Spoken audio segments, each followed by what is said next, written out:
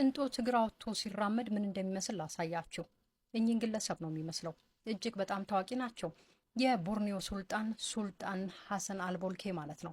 ታዲያ አንድ ወቅት ላይ ልደቴን አከብራለሁ ሲሉ 50ኛ ዓመታቸው ማለት ነው ዓለም ይወቅልኝ ዜና የሚዘግብልኝ በማለት እጅግ በጣም ትልቅ የተባለ ድግስ ነበር የጣሉት። በዚህም 27.2 ሚሊዮን ዶላር አውጥተዋል ማለት ነው ለልደታቸው። ታዲያ ልደቴ ላይ ማን ይስፈን ብለው አሰቡ። ማይክል ጃክሰንን የመረጡት። ስለ ገንዘቡ አታስብ፣ አንተ ብቻ ቀንቅን እንጂ እኔ 17 ሚሊዮን ዶላር እሰጥሃለሁ አሉት።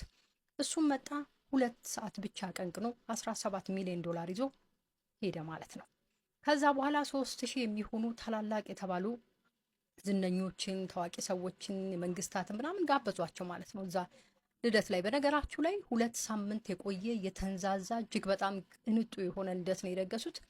በኋላ እነዚህ 3000 ሰዎች ከተጋበዙ ልደታቸው ከተከበረ በኋላ ስለመጣችሁ አመሰግናለሁ በሚል ለእያንዳንዱ ማለት ነው የወርቅ ሜዳሊያ ነበር ሸልሞ የላኳቸው ማለት ነው። እኚህ ግለሰብ እጅግ በጣም ሌላ የሚገርም ታሪክ አላቸው። እዚሁ ገጽ ላይ ኑሯቸው ምን ይመስላል የሚለውን ቪዲዮ ታገኛላችሁ።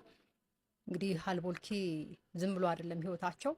ከ100 በላይ የሚሆኑ መኪናዎችን በገራጃቸው ገዝተው የሚያስቀምጡ በጣም በጣም ግዙፍ የሆኑ ትልቅ እንግዲህ ያው ንጉስ ናቸው።